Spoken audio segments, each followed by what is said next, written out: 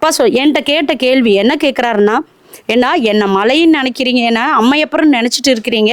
ஆனால் ஒரு பேரழிவு வந்து ஒரு தண்ணி வந்து ஒரு இடிச்சு விழுத்தோடனே என்னை சோதிக்கிறக்கே என்னை ஏறி மிதிச்சுட்டு மேலே வர்றீங்களான்னு கேட்குறாரு. இதுக்கு நம்ம என்ன பண்ணுறது? புரிஞ்சுதுங்களா? அது வந்து நம்ம சாதாரணமாக நடந்த விஷயம்.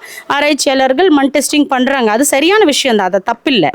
ஆனால் எனக்கு அப்பா என்கிட்ட கேட்ட கேள்வி, அப்போ என்ன சோதிக்கிறக்கா வர்றீங்க, அப்போ அந்த இடத்துல அசுத்தம் நிறைஞ்சிருக்கு, அப்போ தூய்மைப்படுத்துங்க அப்படின்றாரு. அப்போது அப்பாட்ட சரி இது எல்லாமே நாங்கள் வந்து வெளியே தெரியப்படுத்துகிறோம் அப்படின்னு சொல்லி அப்பாட்ட பேசும்போது அப்போ தான் வந்து அவர் சொன்னார், சரி அப்படின்னா நான் ஒரு ஒரு ஒரு வாய்ப்பு கொடுக்குறேன். எப்படின்னா சித்திரை மாதத்துக்கு முன்னாடி கிரிவல பாதையில் 21 அடிக்கு 21 அடி அவர் எனக்கு சொன்ன உத்தரவை நான் சொல்கிறேன். இதை நானாக யோசித்து நானும் பேசுகிறது கிடையாது. என் அப்பன் இறைவன் எனக்கு சொன்னதை நான் இங்கே சொல்லிட்டு இருக்கிறேன்.